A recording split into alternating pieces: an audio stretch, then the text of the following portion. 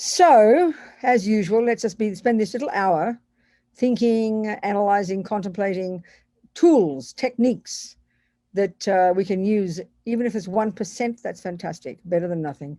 So tools we can use to help us actually navigate our crazy lives. Really, this is the bottom line. This is sort of the hopeful benefit from using the Buddha's approach to life, So we'll get it right down to basics. This is where it's so important. Lama Yeshe is my teacher. Some of you might know him, some of you might not. I met him first in the 70s. And that was what really inspired me from the very beginning, because Tibetan Buddhism is so complex, so arcane, and it sat there on the other side of the Himalayas, completely undisturbed for 1200 years, So it was literally like you're back in the 7th century when you were there, honestly. And so when you heard Lama Yeshe teach, and he'd only been a few months talking to Western people, modern people, hippies, all these hippies who came to Kathmandu in the mid-70s, early 70s, late 60s, looking for drugs and enlightenment together. Don't ask me why, but we assume they belong together. And I remember from the very beginning, Lama learned English to communicate with us, He didn't sit on his high horse and wait for us to learn Tibetan. He'd be holding his breath, wouldn't he? He learned our language, and it was just English. And it was just astonishing because he had the most crazy English. When I edit Lama's book, sometimes I can't understand him, but he chooses them. He's got the unbelievable language. He had an ability. I always joke and say he was like born a hippie. He knew how to talk. And so for me, from the beginning, when I first met him, it was in the mid-70s for me in Australia. It was like I heard Lama Zopa teaching very traditionally, and I didn't understand. I was like drowning. But then Lama Yeshe would come along and I would sigh with relief, because he really made, he really got us to see, which is only really happening now in the modern world, with the Dalai Lama being here and all these scientists looking into things and people discovering the amazing knowledge about the mind that's been in India for 3,000 years. I mean, I always quote that His Holiness the Dalai Lama says it was these Indians, these amazing Indians, before the Buddha. They were the ones who began the investigation into the nature of self. I mean, we smarty pants modern people probably thought it was Freud. I always joke. But it's really astonishing to see. And even now, so much more people are starting to take it seriously, not just some hippie thing, The Buddha's expertise, it's not a joke to say that Buddha's expertise is the human mind, I mean, that's kind of encouraging. So, of course, the essence of what Buddha is saying, and it almost seems too simple, you can't believe it. The essence of what he's saying is that all these unhappy states of mind that we're so familiar with are not intrinsic to us, are not at the core of our being. And why does he think this? Who told him this? Well, nobody. He discovered it for himself, I always quote this experience years ago in New Zealand. One fellow who happened to be a scientist, was incidental. He asked the question, I've never heard this question before or since. It was very fascinating. He said, who revealed all of this information to the Buddha?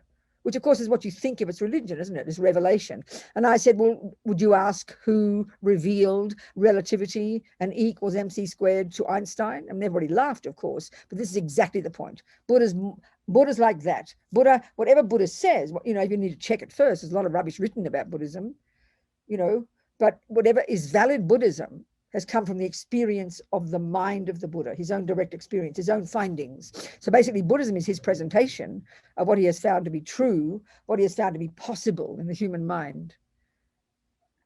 And then it's up to us to decide. He says, over to you if you want to develop the qualities that I'm saying I've developed by doing these methods that I've used, then it's up to you. You're the boss, So that's why, become your own therapist is it's a really nice little kind of saying, but it's profoundly true.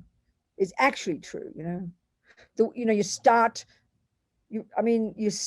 being a Buddhist, if you so choose, when you work on your mind, when you start to identify the neuroses, own them as your own, regardless of the external event that triggers it, which is our usual object of observation. We're only always involved in the outside world.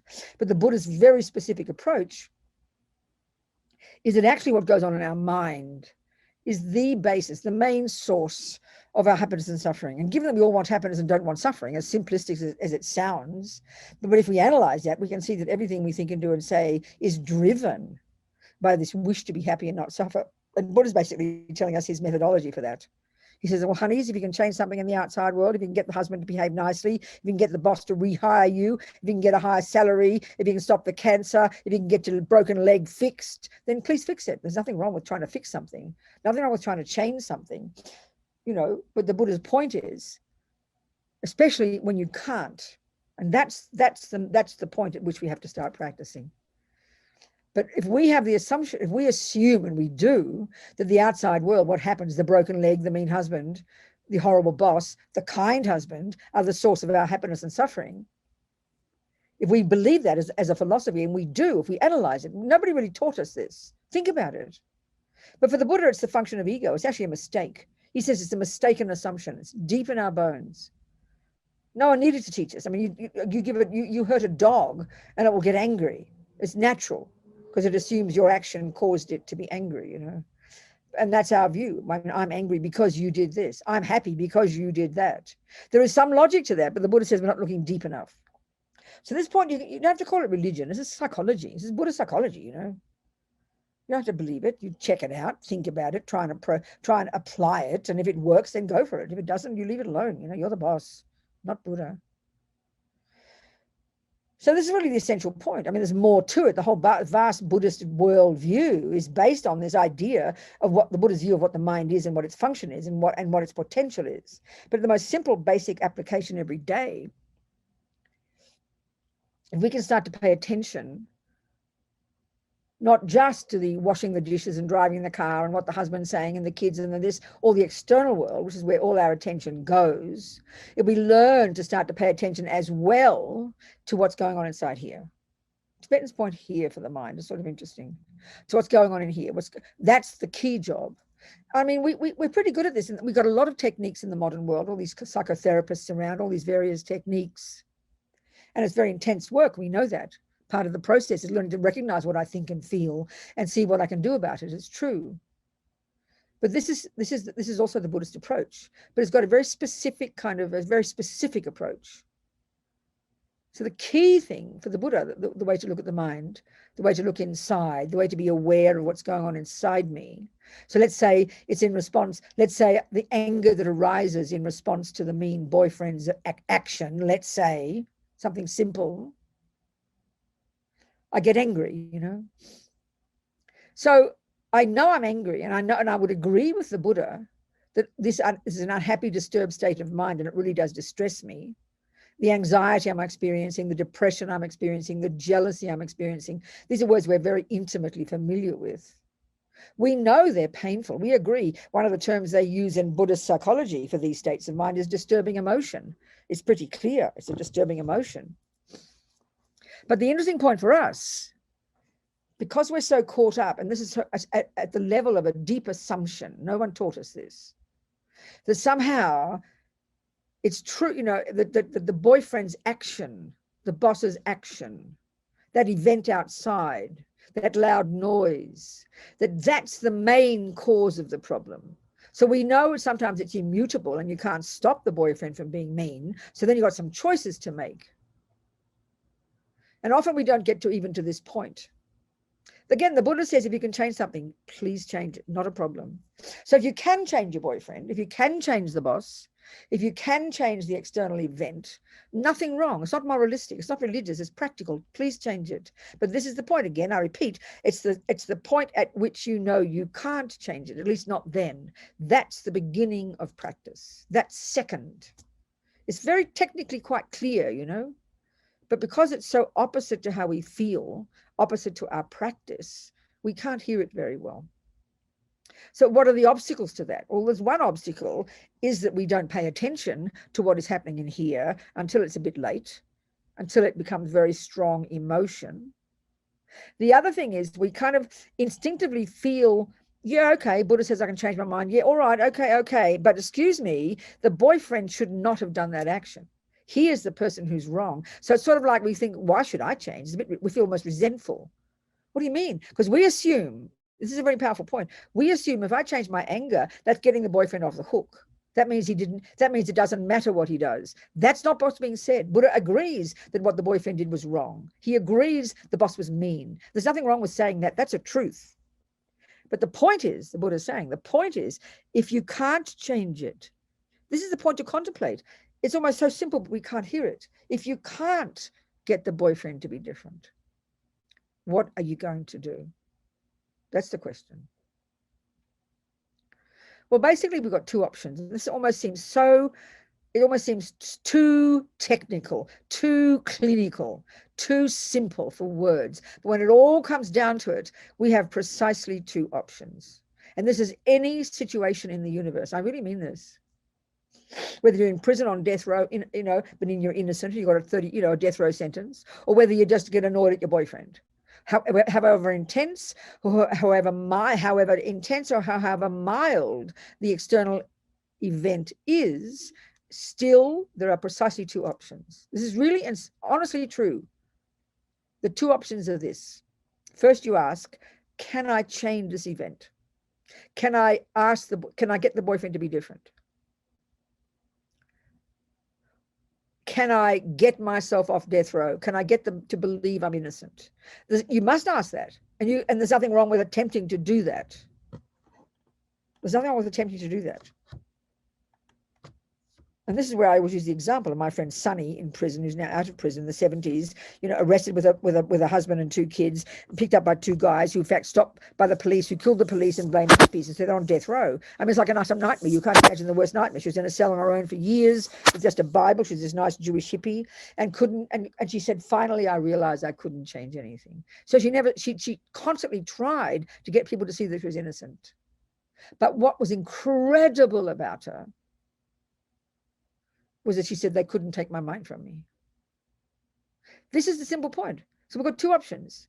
You're at the job. You can't stand the job. The colleagues don't appreciate you. You can't feel you're getting anywhere. You're furious. You're unhappy. You're distressed. You're trying to get people's ears and you can't. It's not a fulfilling job. So what's your options? There are two options. The first one, always try and change it. If you can try and get out of prison, great. If you can try and get the boss to like you and change the situation, get a higher salary, great. And doesn't mean you can't continue to work on that because you might think it's worthwhile. But the other option is, so in other words, you try and change it. Now, if you can't, this is where the options come. One is you leave the job. Now, you don't have the luxury of leaving prison. I'm sorry, you don't have the key. So my friends in prison, they didn't even have that option. They only had the second option, which is what? Change your mind. So what does that mean? The words are simple enough. Change your mind. We change our mind every day. Oh, all right, I'll have tea instead of coffee. I changed all my mind. That's not like that. It's sort of like that. We know we can change our mind. But here we're talking really at a profound level. So change the mind from rage, despair, not fair, I didn't deserve it, anger, grief, loss, like you would experience. Change all of that into what? Well, learn. So this is where my friend Sunny in prison didn't peak this way. She's not a Buddhist. She hasn't studied Buddhist psychology. I would say that she just had this extraordinary emotional intelligence. And she didn't have much anger. This, I think, is something so telling. In our culture, we don't even think about anger. We don't even factor it in psychologically. But she didn't have much rage. So like another person I read at the same time, hear my point. And I read another person at the same time, a guy on death row, also innocent, who actually was what we would call normal. He went completely out of his brain with despair and rage. And as long as he had a voice, he would be screaming, I did not rape and kill that woman. I did not rape and kill that woman. So what's going on in his mind? Total despair, anger, rage, grief, loss. You can't even imagine every possible emotion you can imagine, the horror of this situation. So what's the difference between these two people? This is not moralistic, by the way. It's just trying to be analytical about it and to see what learning we can get from these examples. So what Sunny did was and it was not overnight. She worked on it for years. She struggled and worked on it. She said she began to realize that she couldn't change anything. She must have been in the beginning completely convinced everybody was going to believe that, of course, they didn't kill these policemen. And years on death row in isolation. She was in isolation in her cell with a Bible, 23 hours a day, going out of her brain with no contact with anybody. Then she'd given her children to her family. Her parents, well, they died in a car accident, so she lost her children to the state. Then her husband got executed in that 17-year period. She went to the execution and his head burst into flames. I mean, you almost can't imagine a nightmare more ridiculous. You almost can't imagine a movie that's so extreme. So she kept her sanity, and she said, I realized I had a choice. This is what my point is. So the two choices are what? you leave the job because you really can't cope, or you decide, this is the choice part, these are the two choices, that you decide, let's make the most of the job. Let's see if I can look at different things. Let's see it from another angle. Let's see if at the moment, because it's a good salary and there are certain advantages to it, and there really aren't any other jobs around out there now. So let's see if I can see the job differently. That's what she did about being on death row, accused of murdering 2 policemen when she was innocent. I mean, hear the words. It's insane, isn't it? And why is it insane? Because we are filled with shock. What do you mean she should change her mind? She's innocent. She's allowed to be full of grief. She's allowed to be angry. She's allowed to be despairing. Yes, you're right. But she could see she could change her mind. I mean, you don't have to be a Buddhist to do this. I remember reading recently about a woman in Auschwitz who did this. Some people just have this amazing ability. Okay, this happens to be what Buddha's telling us. This is his expertise, the methods of how, in an immutable situation, how you can change your mind. His expertise is the mind and how to unpack and unravel it and learn to lessen the neurotic, deluded, unhappy, painful, disturbing interpretations of reality and learn to change them into positive, optimistic, reasonable, optimistic and optimistic, beneficial states of mind. This is the point he's making, but it's so hard to get there because we've got all these barriers in between. What do you mean I should change? I'm right. What do you mean I should change? They should change. What do you mean? If you go to that guy on death row who was completely out of his brain with despair and rage, and you tried to help him see that he could change his mind, he would think you're insane. He could sue you for abuse. So what this is pointing to, is it not, that we've got these very fixed, immutable, determined, concrete views of what we can and can't do with our mind, and what rights we have. We feel I'm allowed to be angry. Yeah, of course you are. It's your mind. But the simple point, the very first point about ethics in Buddhism, one way of framing all of Buddhism is in terms of being a system of ethics. Well, the very first point the Buddha makes about ethics,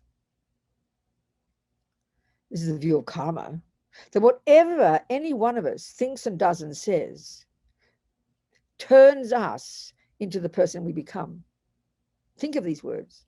So it's obvious from that perspective, if I'm sitting home on my own, nobody else is hearing me, but I'm ranting and raving and screaming at the television and getting angry and cursing and swearing, and nobody else can hear me. And we say, oh, I'm allowed to say what I like. I'm allowed to think what I like. Yes, you are. But what do you think the kind of person you're turning yourself into? You're programming your mind to be angry, jealous, resentful, bitter. This is something we are so disconnected from, we can't hear it. It's really quite astonishing. So if we understood this first point, it's not moralistic. It's not anything to do with religion. It's such fundamental psychology, it's almost embarrassingly simple, but we can't hear it. That everything I think, not to mention feel and do and say, programs me, turns me into the person I become. But we don't think that. It's really curious. Think about this. If you're studying music, you want to play Bach, every second of every piece of music you learn, all the theory, all the thoughts in your mind about music, every single tiny thought counts. You can't say, oh, I'm allowed to think, whatever I want. You won't play Bach if you do. You've got to do exactly what Bach says. You've got to think like Bach. What I'm getting at is every thought you have turns you into the pianist you become.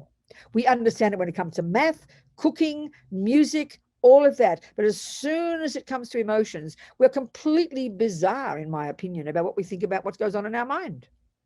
It's really fascinating. I mean, just to be a good cook, you've got to have the right thoughts in the mind. Thoughts are the recipes. You can't just say, I can put 14 eggs if I like. You can, you won't get a cake. So we understand there's an absolute relationship between what you think, which is the theories, and the result. We get that, but not when it comes to the person we become. We'd have no sense of any relationship between the anger and the fear and the love and the kindness and the jealousy or whatever it might be that's in my mind and the person I become. We think I am the product of the external world. We don't think our mind plays any role at all. This is quite beyond shocking. But if you analyze it, this is how we all think. It's kind of, I mean, yes, you would say we're schizophrenic. I'm not, don't think I'm being sarcastic. In other words, we really don't believe that that anger, that rage, that despair, that jealousy, that hopelessness, that low self-esteem, that anger, that depression plays any role in the person I become. We think that's the product of what other people have done to me, and I'm allowed to feel it. So we don't think we can change our mind, basically. It's quite fascinating, you've got to admit. But of course, it's the hardest job we'll ever do. I mean, I can't even imagine Sunny's situation. Being in a cell on her own, 23 hours a day, husband's already dead, he's been executed for his innocence, his head burst into flames, she's lost her children, nobody believes she's innocent. But she said, I knew I had a choice. I knew I had a choice. She meant how to think, how to be. She knew she had the power to change herself so that she could stay sane in this situation. And the fact is, she never stopped working on her freedom.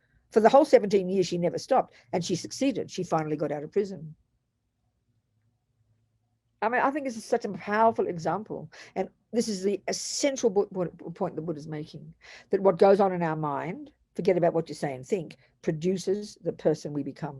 So we understood this. We couldn't bear to be angry for 1 minute. We couldn't bear to be jealous or anxious or worried or depressed. But we don't believe we have a choice. This is what's so incredible. It's fascinating to me. It's very fascinating. This is how we are, you know. Like I said, you know, Buddha doesn't own this. It's just he's an expert at it. He's not a creator. He's just found this to be true, that we can have the power to change our minds.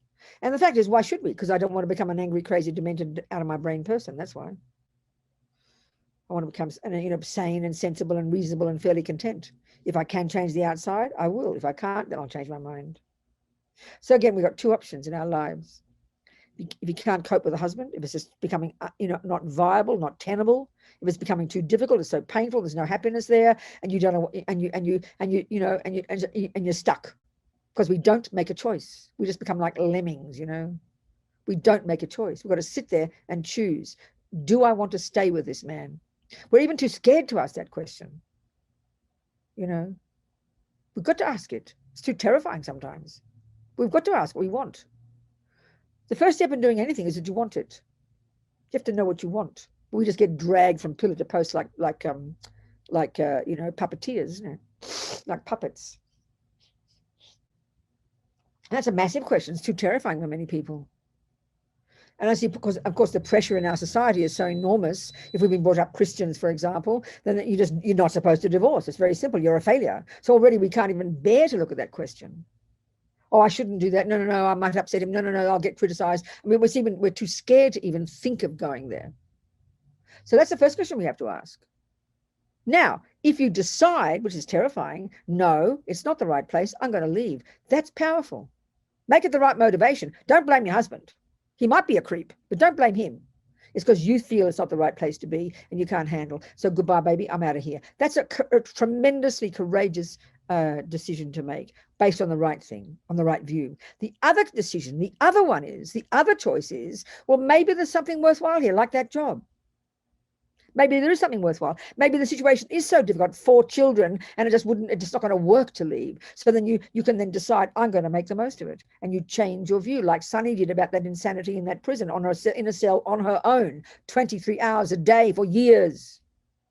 She made the most of it. She got the best out of it. She reinterpreted it. These are the two options: leave or stay. If you're going to leave, you change the situation. If you're going to stay, you change your mind. This is the two options in our lives. Both are terrifying for us, because we feel we're a victim of circumstances. I don't have a choice, we'll say. And it's like we don't have a choice. I remember when the prisoners I started working with in the mid-90s started writing to Lama Zopa Rinpoche, and he'd write back to them. And so recently we did a book. Actually, it'd be marvelous if you can get the book, and it raises money for the prison project. You look up the website, Enjoy Life Liberated from the Inner Prison, it's called. There's a website, and you can just, it's to raise money for the prison project. And there's all Lama Zopa's letters, about 100 letters, put together as a coherent narrative, as a book. And the theme in it all the time is this advice to these prisoners. If you can't change it, what are you going to do? You know. And I remember the very first prisoner who wrote to him back in the mid-90s, he said to him, your prison is nothing in comparison with the inner prison of ordinary people. And this is so beyond shocking for us. When we analyze it, we might as well be in prison, because we don't have the courage to change the job, and we don't have the courage to change our mind. But they have no choice. They've got their backs against the wall. They go mad or they change their mind. This is so powerful, I tell you. Your prison is nothing in comparison with the inner prison of ordinary people. He said, then the prison of attachment, the prison of anger, the prison of despair, the prison of jealousy. So the essential point underneath everything else, that is beneath everything in Buddhism, is that we have the power to change our minds. That in fact our happiness and suffering are dependent upon what goes on in our mind. The way we perceive the world is dependent upon what we see in our mind. And it goes to an incredible degree of subtlety in Buddhist psychology and Buddhist practice, you know. So it's pretty tasty. I don't know. What do you think? Any questions from all this? Any old question? Yes, Maddie. Yes, thank you, Venerable. I've been diagnosed with mania, and it's hard for me. I feel like a prisoner in my own self. Yes. I'm wondering, is this mania that madness? Because I feel the way my doctor describes the practice is I'm trying to build a bridge from my frontal cortex back to my brain, whereas the medication builds a bridge from my brain to my frontal cortex. So I'm like doing it backwards. And I feel like I enter this state of mania when my mind is in a place of volatility, which is when I'm really trying very hard to make a difference in my life. Yes, exactly.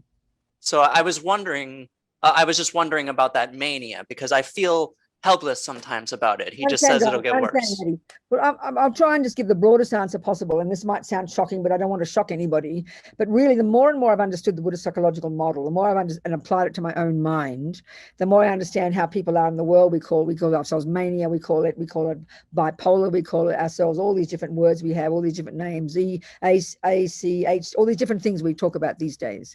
I'm not trying to be sort of naive here, but they all can be explained from the Buddhist perspective of attachment and aversion. I know it sounds unbelievably simplistic, but it really is not, you know. So, for example, now that you've said that, my family, there's 7 of us siblings, and back in the 60s, I mean, 3 of my sisters had mental breakdowns, and my mother started doing electrical things, all that kind of thing in the 60s, right? And then she found this wonderful psychiatrist in Melbourne who was a very dear man, and who diagnosed people with manic depression, and he called it, as they called it then, and he prescribed what do you call it, lithium, okay, back then in the 60s. Well, every one of us, the 7 of us, were diagnosed as manic depressive.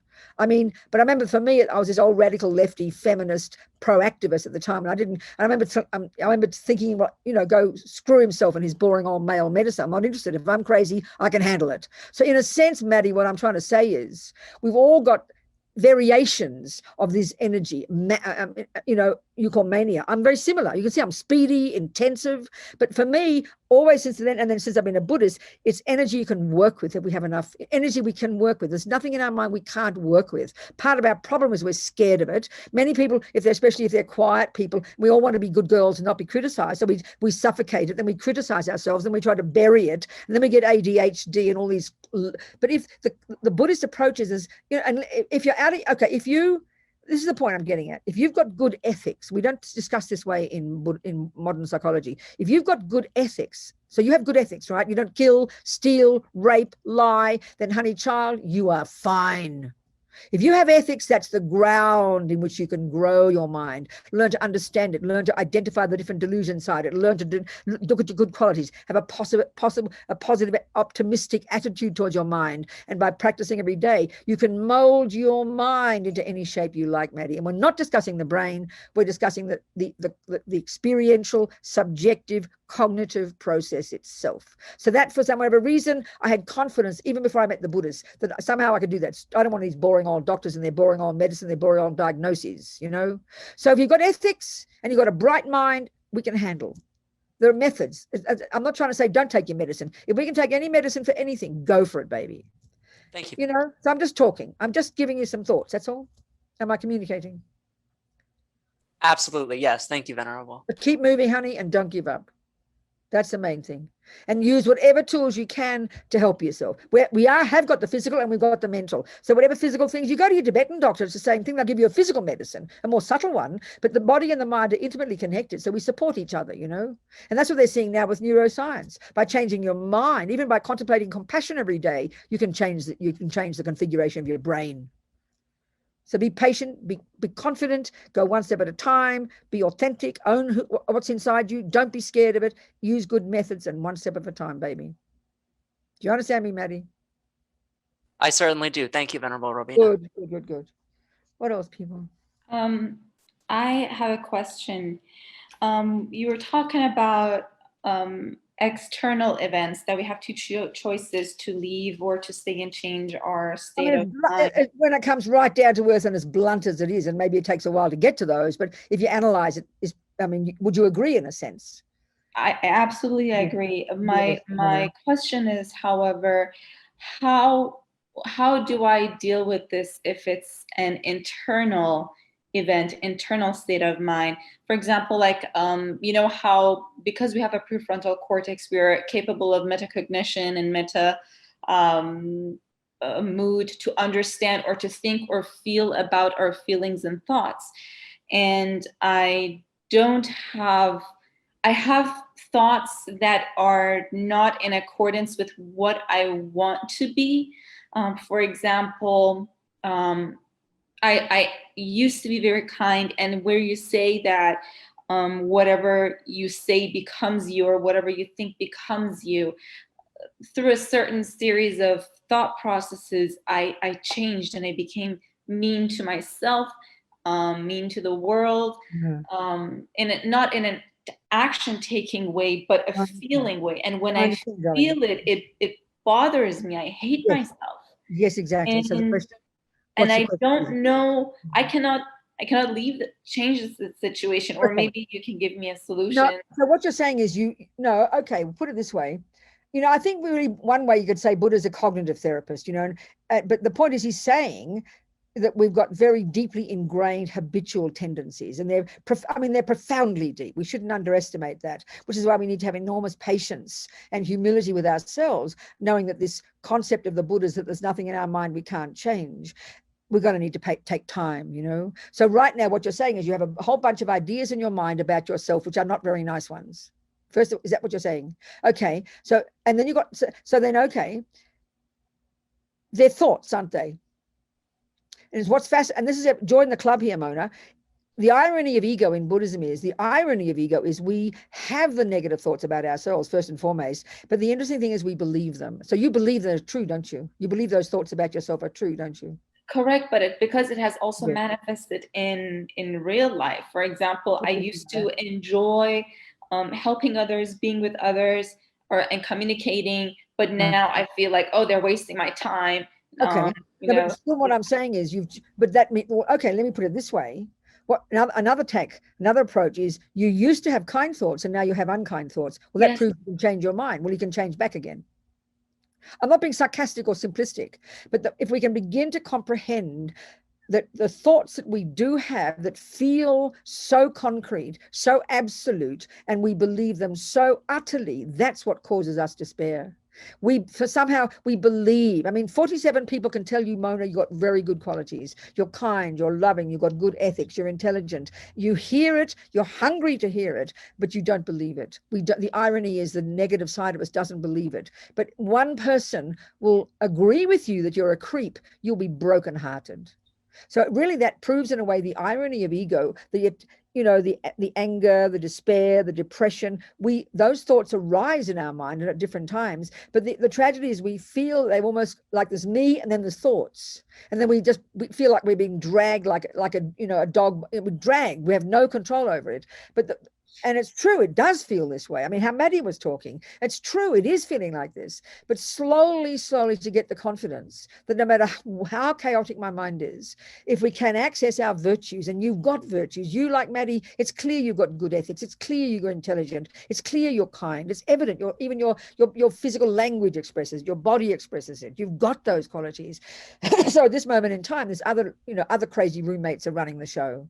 So, I talk about my roommates. And so slowly, even beginning to have the confidence, Mona, that the thoughts are not set in stone, even that amount.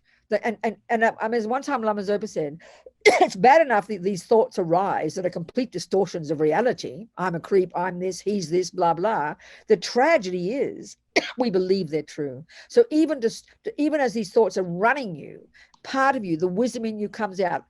I joke and say how the crazy roommates are running the show. They're running around the house. And our good roommates, like intelligence and wisdom and kindness, and they're hiding under the bed.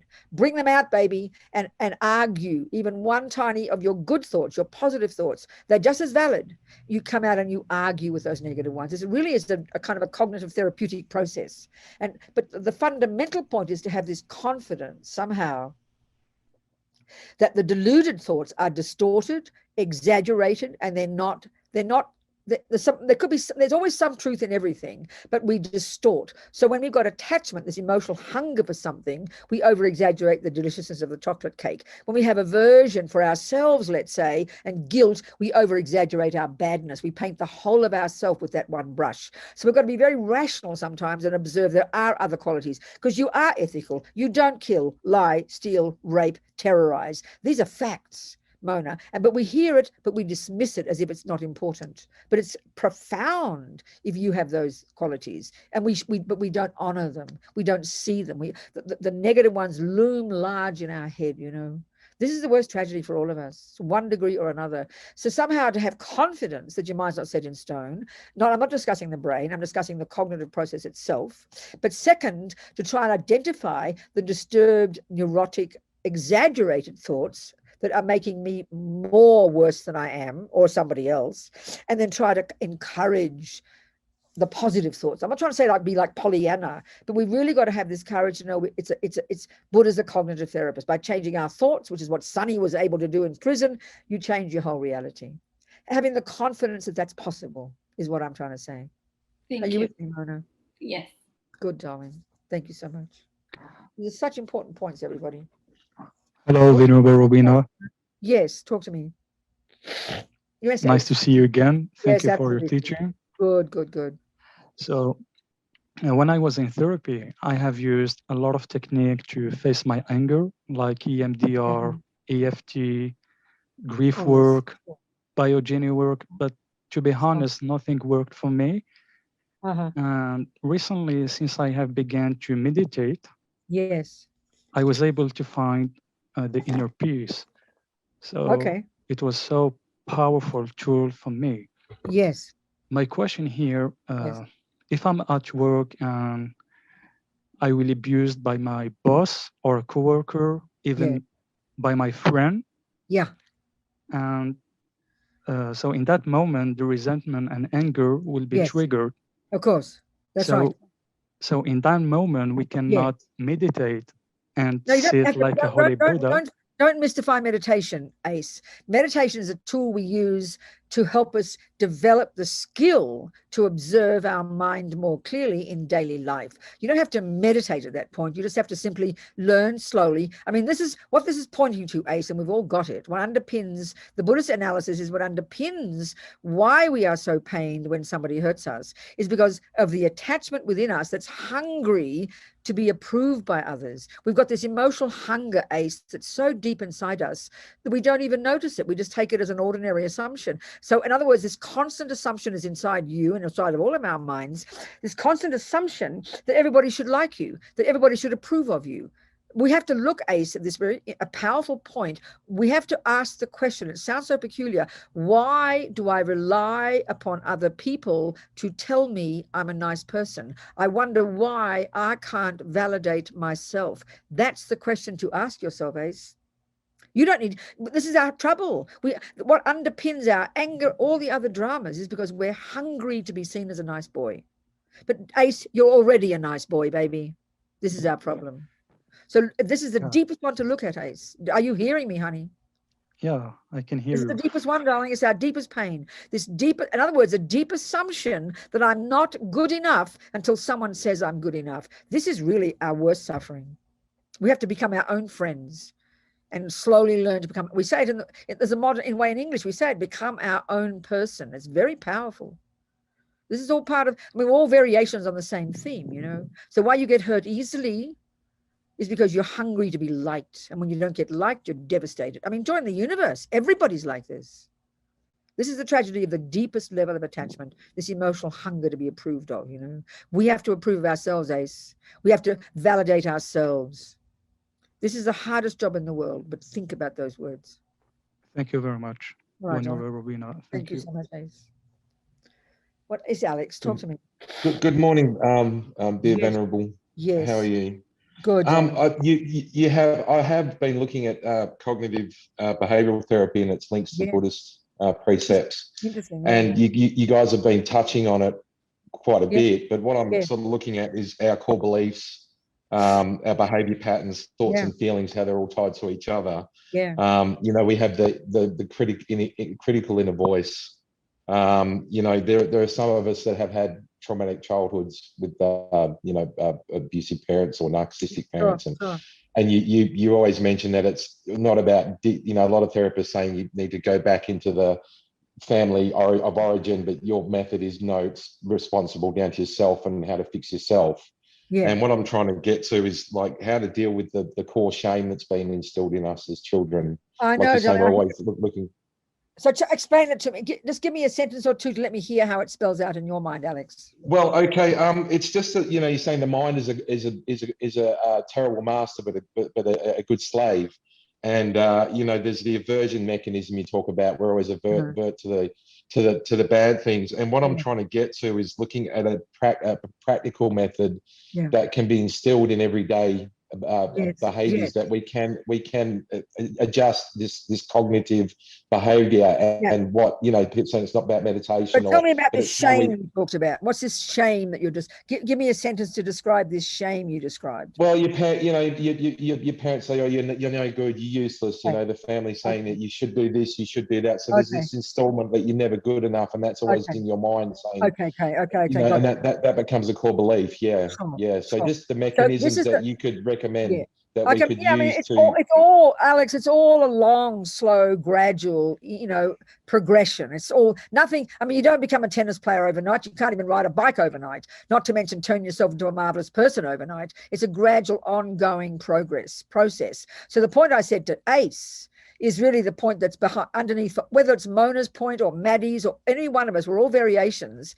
But the deepest pain in us, since we're tiny, since we're born, the Buddhists, and we bring it with us, is this is the subtlest level of this attachment, this emotional hunger, not just for sex and drugs and rock and roll and chocolate cake, which is the more overt, obvious one, but this attachment at a more subtle level is about the very nature of who we are. And somehow the irony of ego in Buddhism is we think we're like as big as a peanut. We already think we're nothing. We already think we're nothing, Alex. This is the irony of the way ego works. So when your mummy and daddy reaffirm it, it just reaffirms what you think already. So it's a bit kind of catch-22. I mean, for example, me in my life, anger was my main thing. So I was always painted as an angry person. Now, the reality is I was an angry person, but the trouble is I over-exaggerated the anger and painted the whole of myself with that one brush, which meant, like in Mona's case, I didn't see my good qualities. And the same with you, Alex. You bought into what your parents said. I mean, if we were really kind of wise from the beginning, we'd think, well, daddy doesn't see me properly. Poor daddy, let it be. But because we're hungry for daddy to see we're a good person, and because we're hungry to be validated as good because we don't think we can say it about ourselves, this is the deepest pain we all have, darling. Can you hear that? So it's like that's where your father wasn't right in what he did. There's no argument there. But the fact that we bought into that story and believed it indicated that we feel that already. Like I said to Mona, 27 people can say you're good. You want to believe it, but you don't. One person says you're a creep. So your daddy might have actually praised you a few times. Maybe you didn't hear it. But one time he says, no, you're no good. It looms large in our mind and we buy it, we buy into it, and we paint ourselves like that. So I was angry. But then people saw me, oh, Robina's angry. So then you start to paint this picture and we have a narrow view of ourselves.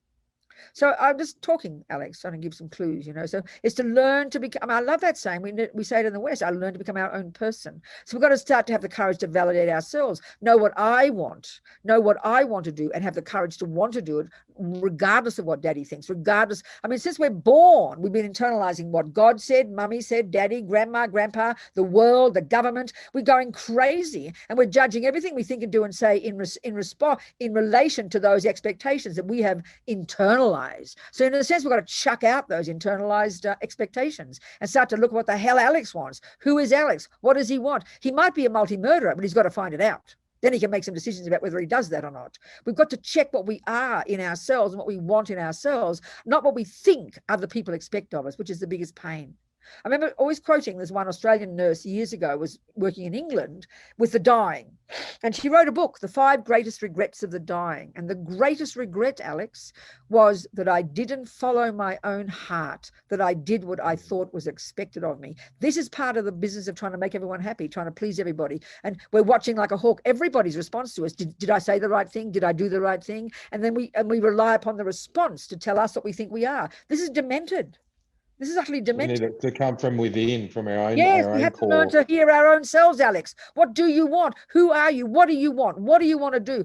We're even too, like I said before about people with 2 choices, stay in the relationship or go. We're even too scared to say, do I want to be in this relationship? It's too scary. Do I want to change my job? Do I want to be a carpenter? I mean, we have to. That's a sense of responsibility in itself, isn't it? That's right, precisely, honey. It's courage. Yeah. We have to look inside and dare to see what it is. You might want to kill your father, but you can't suppress it. You've got to see you might want to kill your father.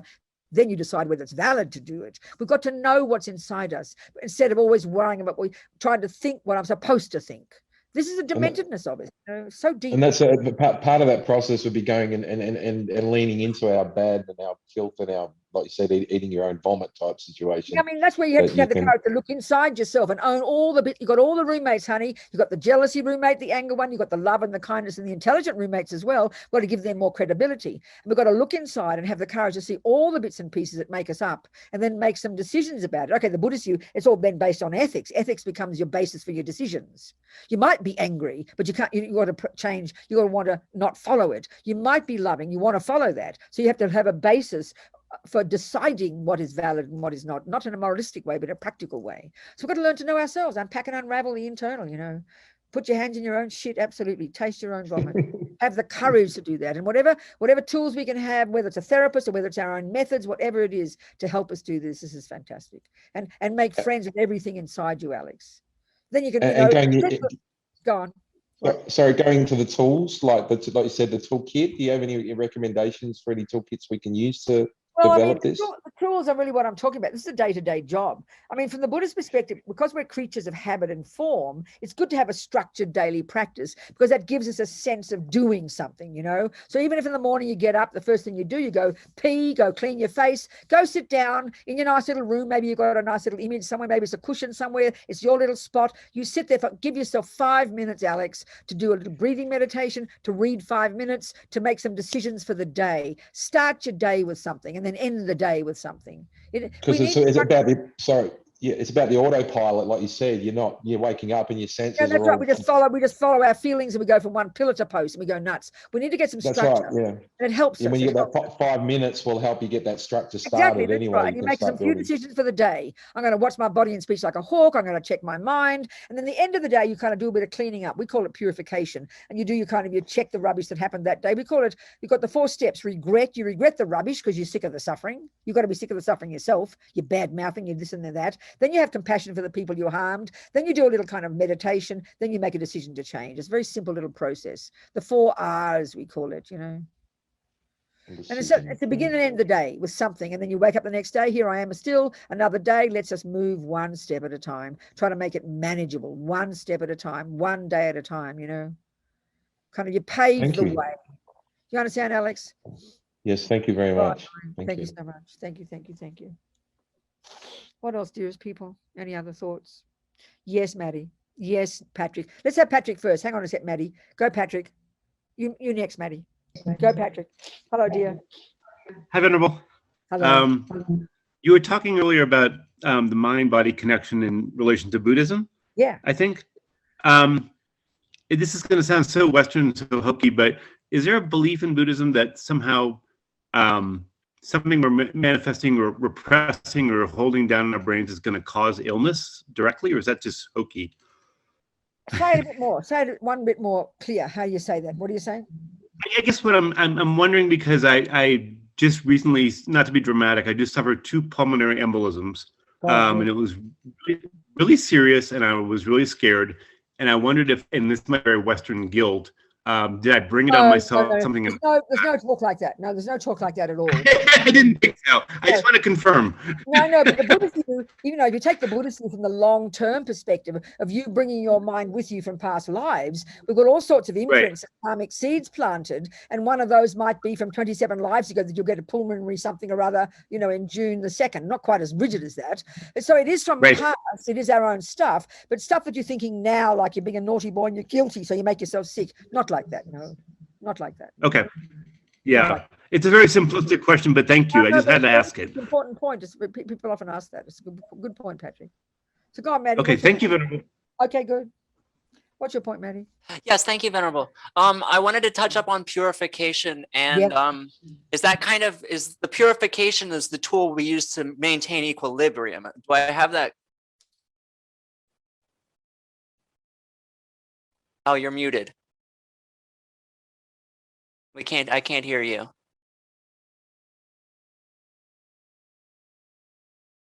Here we go. So, okay. So at the end of the day, like we know in one day, so many things happen. You shout at the driver on the road, you get mad at your mother, you kick the dog. I mean, I'm talking really simple stuff, but we build up guilt. We build up, I'm a bad person. We build up rubbish in our mind. Do you understand what about, we do certain things. So regret is like this practice, this attitude, this psychological process where we own the fact, well, I did kick the dog, Instead of, I kicked the dog, but it's not my fault because this and this and this and this. You own that you did kick the dog. You have got anger. Your mind is out of control. I did this and I said that. And you know what, Maddie? You say to yourself, I regret having done that because I don't want to program myself with all this rubbish. It's sort of like being kind to yourself. It's like, you eat too much sugar, so you're going to get diabetes. You don't get guilty for eating the sugar. You think, I don't want diabetes. This is ridiculous. I don't want to keep being angry. This is ridiculous. So it's sort of being your own friend. The first step's very powerful.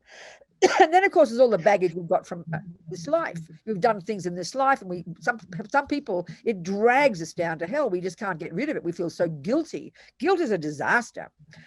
I remember the Dalai Lama was asked the difference between guilt and this first step that we call regret. He said, guilt, you look in the past and you say, well, I did that and I did this and I did that. And then you conclude, and I'm a bad person. Well, we love that. We drag this garbage around.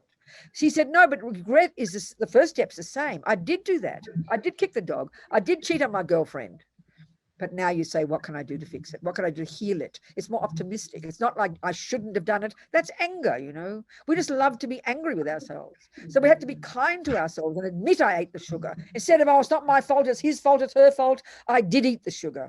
I'm ridiculous. I ate the sugar. I kicked the dog. So you regret it and you say the words because I'm sick of this suffering. I don't want to develop this habit in myself. I'm fed up with suffering. It's like a kindness to yourself.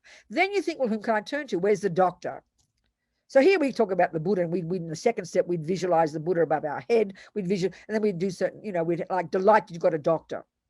And then the second part there, in the second step, you should have compassion for those you've harmed, that kick the dog, whatever. The third step is we do a little meditation along with a mantra. There's different things you can do. You visualize nectar coming, filling you, purifying you, because it's our mind that's doing it. We just use creativity. And the fourth step, you make some decisions to change. Maybe you badmouth your next door, maybe you badmouth your mother all the time, and you always swear you won't do it, but you do it every day. So maybe you regret that you badmouth your mother because you're sick of the habit. Then you have compassion for your mum. Then you do the little practice of purifying it. The third step, the remedy, and then you make a decision, resolve. Okay, I'm not going to badmouth mum for 24 hours. Don't say never. That's too much. You can't do that. Even for 10 minutes, I'm going to shut my mouth. Now, we know when we make a strong decision, that's when we will do something. We have to have this determination. I can change. It's not set in stone. And you give yourself a little timeline. So this is this process. As Lama Yeshe says, once you do this at the end of the day, you go to bed with a happy mind and you start fresh the next day. Off you go again, one day at a time. It's very practical psychology. I love it. Thank you. Understand? Good.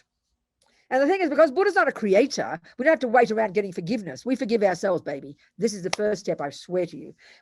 Our biggest stumbling block is we can't forgive ourselves. We get mad at ourselves. We think we're set in stone. It's so, we're our own. My mother used to say it. Bobsy, she'd say, you are your own worst enemy. And it's true, we are, Got to be our own friend. I'm not kidding. you understand, darling? I do. Thank you. Good, Maddie. Thanks. 4 minutes to go, you people. Time to go home already. 1 hour. No other thoughts, no other methods, no anything, nothing. Okay, people, it's enough. Food for thought. Who was there? Yes, Paola. Yes. You mentioned the purification. You mentioned a little something in the morning and evening. And I'd like to say that if people look in their chat, Mary Camille has put some very useful things.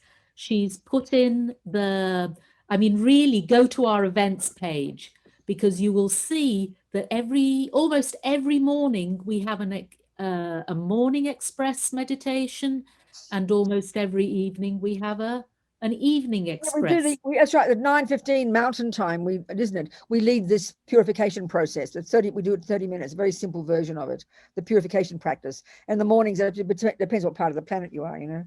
Yeah, that's a good point. That's true, Paola. But if anybody, I can make a simple version of these things. But I think the 30-minute meditation in the evening, if anybody wants the purification practice, is to get the idea, get the hang of it. You could listen to that. Could give you some clues. You know. Anyway, darling people, so happy to see you all again. Thank you so very much. Gone like a dream, 1 whole hour. It's amazing, isn't it? But we made the most of it. So as many thoughts as there are, as many seeds we planted. So we just make this aspiration that we're going to nourish these seeds we planted with optimism, with confidence in ourselves, that we can develop our marvelous person. We can mold our mind into any shape we like, as Lama Zopa says, for our sake and the sake of others. All right. Thank you, darlings. Much love.